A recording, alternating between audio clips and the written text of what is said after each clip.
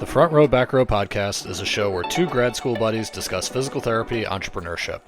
I helped guide a company to an 8-figure exit, and I'm now starting my own mobile company. Brian grew his mobile practice to 4 clinics, and he's now doing $1 million in revenue. Join us as we help you grow your own business.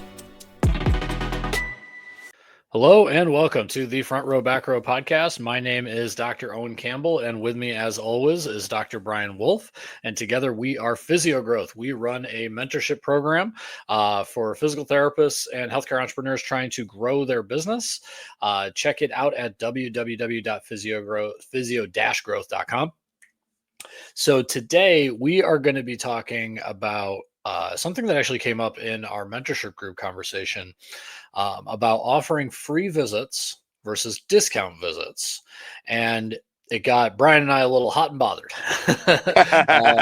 That's hilarious. That's a hilarious way. It's a hilarious way to launch into that. Brian's got opinions, baby. That's it. I do. To set this up for everybody, right? We have someone who was able to hire 2 new therapists in the last 3 months. Plug for our group. And what she now faces is, holy crap, I have to fill my schedule. And now, thankfully, where she's at, there's some seasonality to it. So she doesn't have to fill it tomorrow, but she's looking and saying, okay, what are my plans? And we talked some strategic operations plans, but really we needed to know, okay, how do you get more butts in the seats, right? And she was very against free visits. Very against it. And for good reason, right? She is a premier service. She is not something that she wants customers who will cheap out on, right? She's in a very affluent neighborhood. So these are all things where I can see where she doesn't want to give her stuff away for free because she doesn't want to be, kind of the discount rack. So when we were talking with her, though, we had to break it down a little bit and say, okay, well, what do you mean by free visit, right?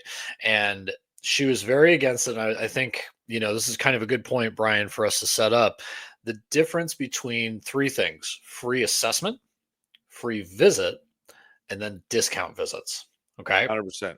So the first thing I want to talk about, because I think the free visit versus free assessment is going to be its own kind of group, but the discount visit, this is why you were just jumping through the phone at us, man. So what are your thoughts on offering discount visit and why you should or shouldn't do it? Like a 15% offer for, insert holiday here.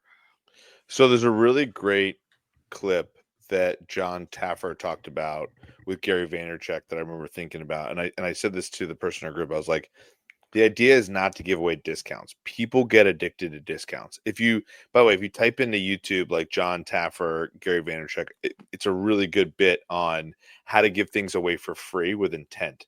So the statistic that John Taffer talked about was basically that he knows, statistically speaking, that if somebody comes to a restaurant more than 3 times, or if they come 3 times, he knows that they'll become a regular that comes to the restaurant on a regular basis, right?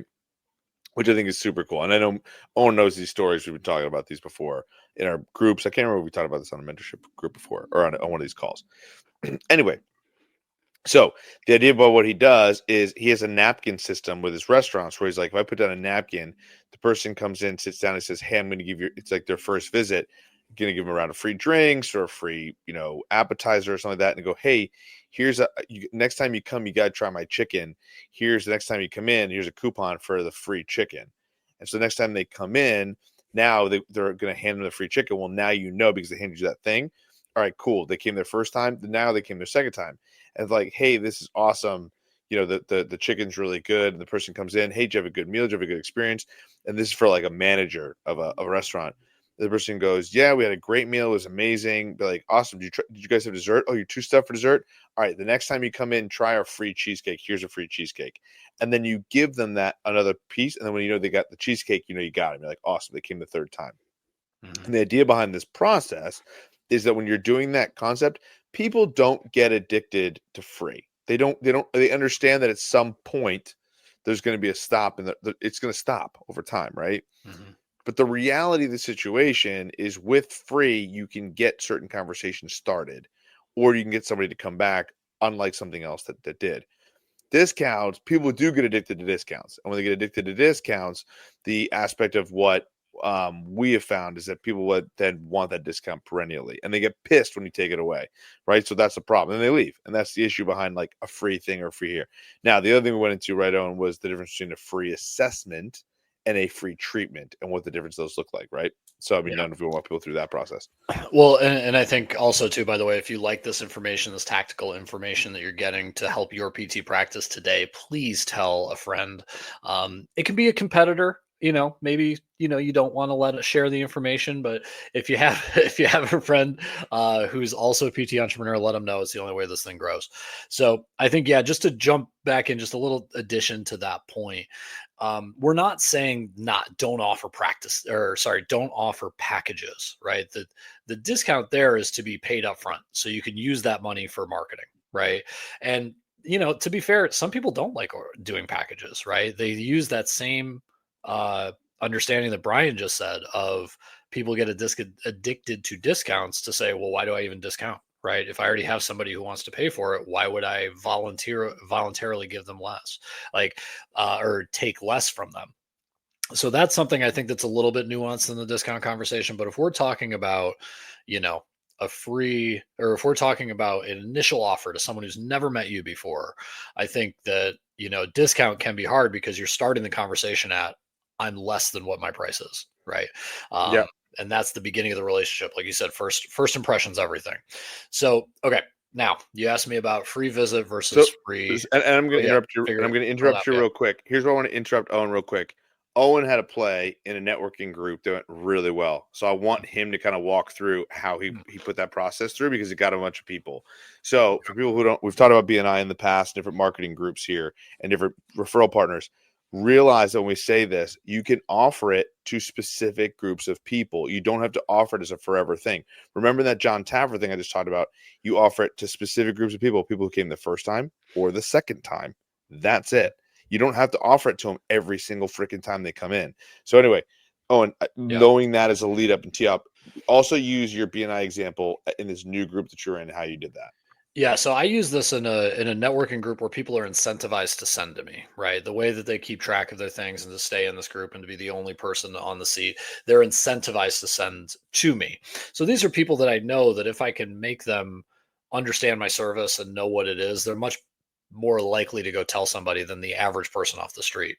This also could apply to physicians as well. I know Stark laws really limit that in terms of giving freebies to physicians, but these are also kind of some like referral partners. You might think of like a gym owner or something like that, where it may actually make sense to give a free visit. What I did is I offered every member of the BNI group or someone in their household, not like a cousin who lives like 30 minutes away or something that they might see once every 4 weeks. Somebody in their home, 2 free visits, 2 free in-home physical therapy sessions, with the caveat. And the thing that I would say to them is, look, hopefully you're getting this understanding that this is the beginning of a treatment program. And after 2 visits, then we start a paid relationship, right? But if not, if it's just like, hey, I want free PT, great, fine. I want you to experience it. And I really want you to tell everybody at the meetings how awesome I am. So that way I got social proof out of that, which is very hard to find, especially somebody saying it about you every week to 60 other business owners. So that was the kind of conversation that I had with these people, was that I will do free services, right? With the expectation that now know, they're either the wealthy individuals who are going to just keep paying. I've had a few of those, so it's already paid for itself amazingly in a month.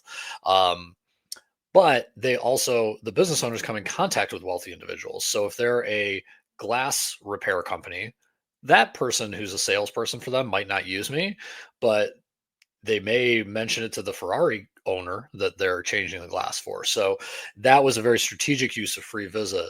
And I think that that's something that, again, if you're a PT or anybody really looking to say, okay, I want to give away something, you have to be strategic with actually doing the stuff that fixes things, right? Because I looked at that and I said, it's bad publicity for me if I do one session and then I'm wrong.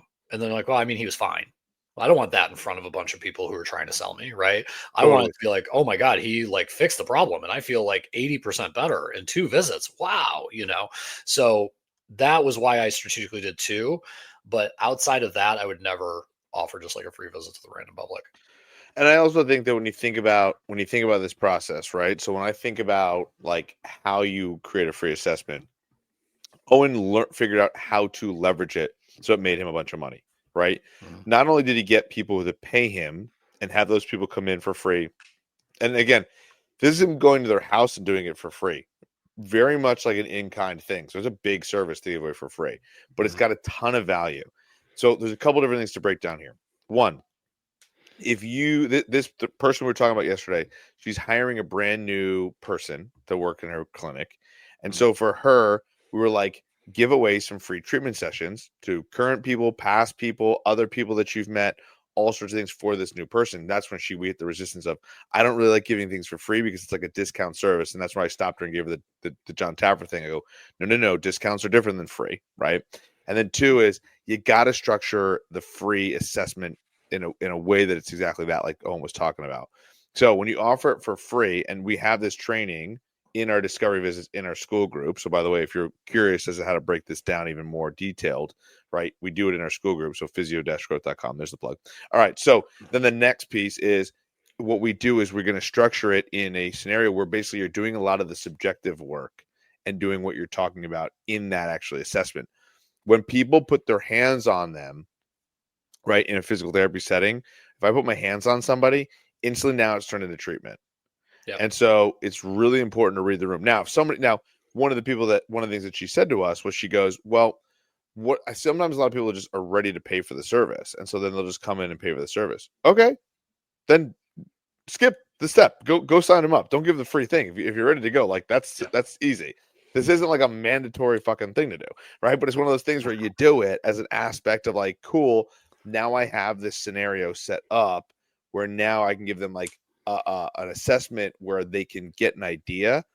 And actually, again, there's a little couple tricks as well to this assessment. Like I said, we have more detail in our school group, but ultimately when the person comes in, you're only really doing that subjective portion so that you leave them kind of wanting more. That's where you want them in that scenario. Because if you give them something where they're like, that was great, what I got, the problem is now you've created the treatment and you've now created this thing for free. Like I said, in the John Taffer analogy, you're still paying for the meal. You got the chicken for free. Yep. You didn't get everything else for free, right? Yeah. So like there's a boundary you can create too, right? That's important. Well, and I think that's important to really make sure it's clear that you're talking about doing a free assessment, not a free full visit, right? And that assessment, you need to train your staff member, if you're not the one doing it as the owner, that you need to do the assessment, right? Like accurately assess what's going on. Use your brain. That's what they want to know. But this is like a discovery call in person, right? It's a sales meeting.